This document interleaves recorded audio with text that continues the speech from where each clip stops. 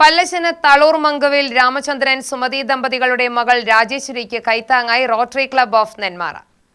Palakkad lab assistant ജോലി ചെയ്തു വരികയായിരുന്നു 20-കാരിയായ രാജേശ്വരി. 2 മാസം മുൻപ് ജോലി കഴിഞ്ഞ് അയൽവാസിക്കൊപ്പം വീട്ടിലേക്ക് മടങ്ങുന്നതിനിടെ ഉണ്ടായ അപകടത്തിൽ ഗുരുതരമായി പരിക്കേൽക്കുകയുണ്ടായി. അപകടത്തിൽ അയൽവാസി മരണപ്പെടുകയും രാജേശ്വരിക്ക് നട്ടെല്ലിനും കാലിനും ഗുരുതര പരിക്കേൽക്കുകയും ചെയ്തു. തുടർന്ന് 2 മാസം തൃശൂർ മെഡിക്കൽ കോളേജ് ഹോസ്പിറ്റലിൽ ചികിത്സയിൽ കഴിഞ്ഞു.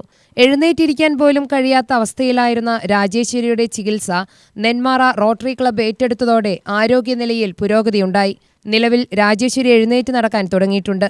ഇതിനിടെ രാജേശ്വരിയുടെ കുടുംബത്തിന് സ്വന്തമായി ശുചിമുറിയില്ലെന്ന വിവരം മനസ്സിലാക്കിയ റോട്ടറി ക്ലബ്ബ് ഓഫ് നെന്മാറ പുതിയ ശുചിമുറിയും നിർമ്മിച്ചു നൽകി.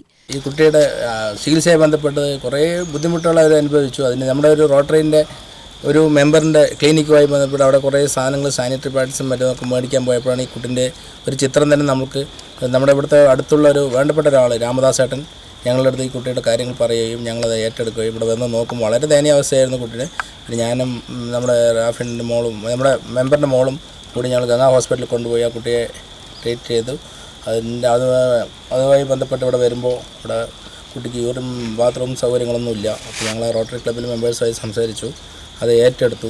നമ്മുടെ ഇപ്പോഴത്തെ പല്ലശ്ശന വാർഡ് മെമ്പർ ഞങ്ങളുടെ മെമ്പറുമായ കണ്ണാട്ടൻ അതിനുവേണ്ട എല്ലാ നിർദ്ദേശങ്ങളും തരുകയും. ശുചിമുറിയുടെ കൈമാറ്റ ചടങ്ങിന് president Sunil, secretary Ramanarayana, club മെമ്പറും പല്ലശ്ശന പഞ്ചായത്ത് മെമ്പറുമായ കണ്ണദാസ്, റാഫി, മറ്റു മെമ്പർമാർ എന്നിവർ നേതൃത്വം നൽകി. പാലക്കാട്ടിലെ ഇവിടുത്തെ മെഡിക്കൽ കോളേജ് ഡോക്ടർമാരൊക്കെ പറഞ്ഞത് 2 മാസം 3 മാസം ബെഡ് റെസ്റ്റ് വേണം, എന്നാലേ ഈ കുട്ടിയുടെ ബാക്ക് ബോൺ റെഡിയാവുള്ളൂ. ഞങ്ങളിവിടുത്തെ അതിൻ്റെ ചികിത്സാ ഡീറ്റെയിലൊക്കെ അയച്ചു കൊടുത്തു. നമ്മുടെ റോട്ടറി ക്ലബ്ബുമായിട്ട് ബന്ധപ്പെട്ട ആൾക്കാരൊക്കെ അയച്ചു കൊടുത്തപ്പോൾ നിങ്ങൾ കൊണ്ടുവന്ന് ഞങ്ങൾ ശരിയായി തരാറുണ്ട്.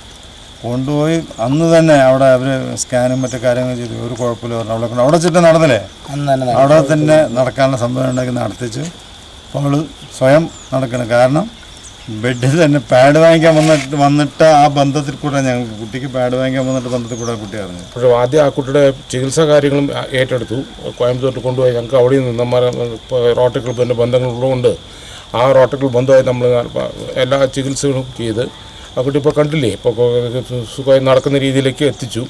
പിന്നെ കാര്യം നോക്കിയപ്പോൾ ആ കുട്ടിയുടെ വീട്ടിൽ ആ കുട്ടിക്ക് യൂസ് ചെയ്യാനുള്ള വാഷ്റൂമും ബാത്റൂമും ഒന്നും ഉണ്ടായിരുന്നില്ല.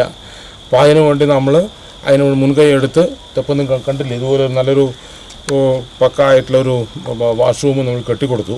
അപ്പോൾ ഇതാണ് ഞങ്ങൾ നെന്മാറ റോട്ടറി പ്രകാരം ഞങ്ങൾ ചെയ്തത്.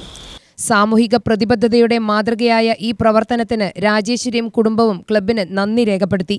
2-3 ദിവസത്തോളം ബെഡ് റെസ്റ്റ് വേണമെന്നാണ് പറഞ്ഞത്. പക്ഷേ ഈ റോട്ടറിക്കാർ സഹായിച്ചതുകൊണ്ട് ഞാൻ പെട്ടെന്ന് നടന്നു.